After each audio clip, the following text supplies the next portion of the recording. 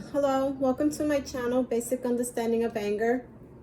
I hope today I can teach you a tiny bit of something. Today we're going to talk about your triggers. What triggers you the very most? What makes you lose control and end up in a fist fight or something dramatic like that, you know? To me, a fist fight is dramatic. To you, maybe a really bad argument might be dramatic. But for me, the feeling that triggers me to end up in a fist fight, I usually get in trouble for getting in a fist fight, is powerless.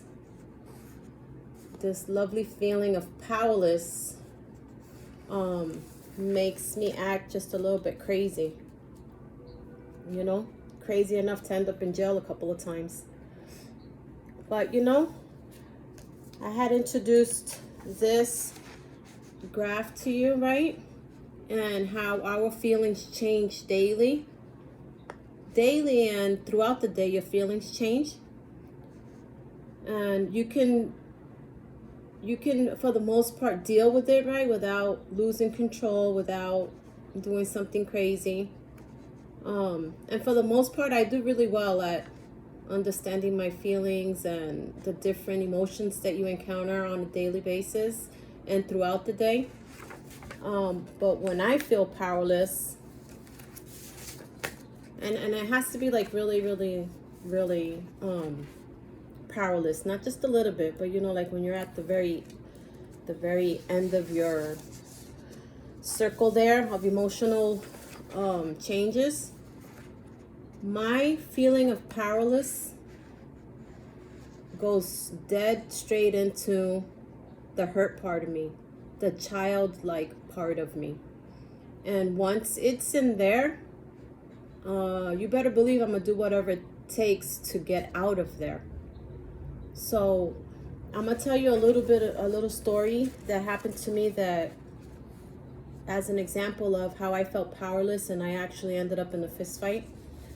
So I lived in an apartment, you know, where there was only 4 apartments within the little complex.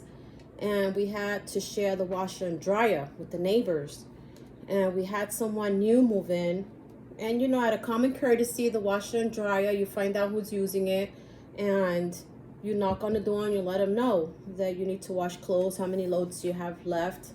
You know, common courtesy, respect, this kind of stuff. But this neighbor that moved in was kind of like a neighbor from hell, who just did whatever they wanted to do when they wanted to do it and how they wanted to do it, which was not good for the rest of us, you know, especially me, because I'm the one who ended up in a fist fight with her.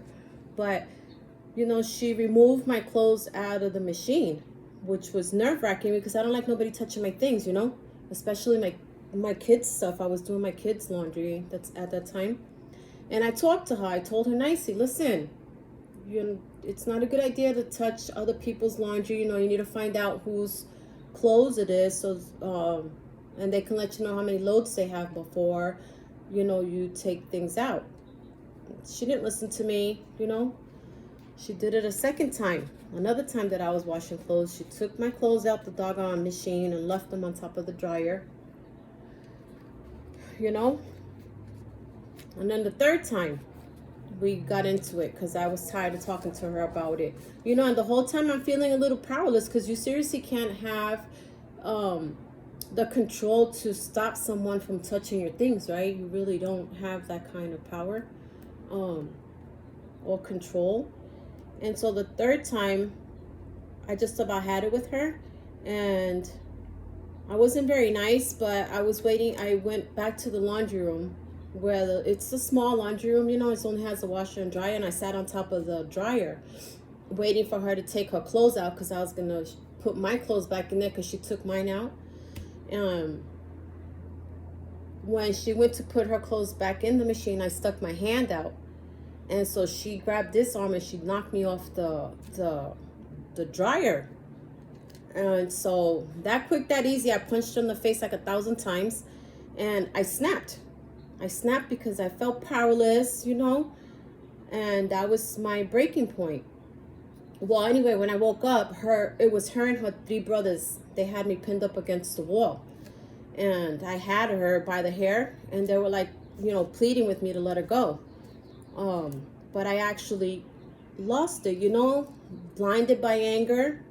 Anger is hurt, all these feelings that it's your job to identify and come to terms with are all stored right here in this part of your brain, the childlike part of your brain that dictates our behavior.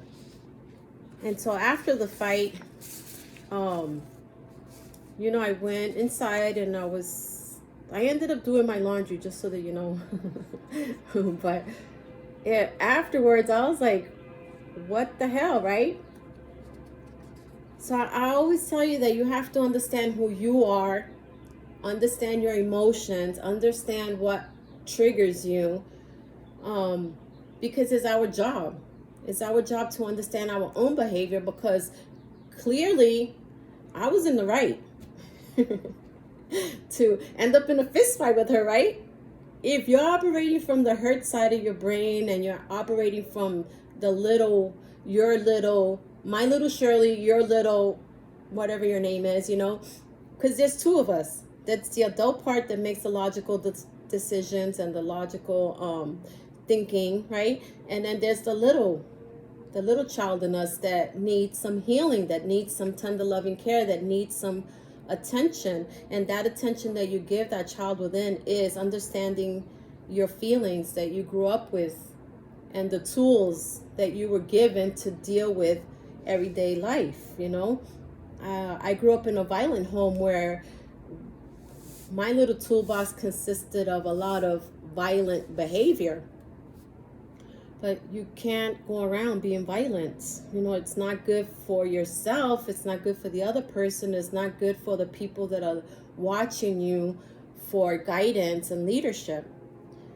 And so it took a while to admit that I was wrong for actually getting in a fist fight with her and her brothers, But I didn't care. It was in my head, I was justified because it was little Shirley behaving that day. Little Shirley took over. Little Shirley was hurt, scared, and felt powerless. I mean, seriously, she put her hand on me and she knocked me off the machine, so I fought back, right? So this is the kind of stuff that you have to learn about yourself. Without pointing the fingers and blaming other people for what's happening or what's being done or said. The other time that I felt powerless was when I first moved to California from New York. Another time I actually ended up in jail for like 9 days. I was at a Puerto Rican festival and some man poked me in my shoulder because we were arguing about God knows what, but he put his hand on me, and so I lost it, and the cops came and it turned into a big old mess. Powerless took over my entire thinking process. First of all, the man was a man, of course, and then second, he put his hands on me. So I was going till death do us part, and then the cops came and I actually ended up in the hospital that time because it was like 9 cops on me, and I was like so determined that I was not going to let anybody overpower me. I didn't care who they were. I didn't care what was happening. I just did not care. Back then when I felt powerless, you almost had to kill me to get me to do something that I felt I didn't have to do and I wasn't going to do, and I didn't care what anybody had to say. And so so I fought that man. I fought the cops. The cops got the best of me. It was like 9 against 1.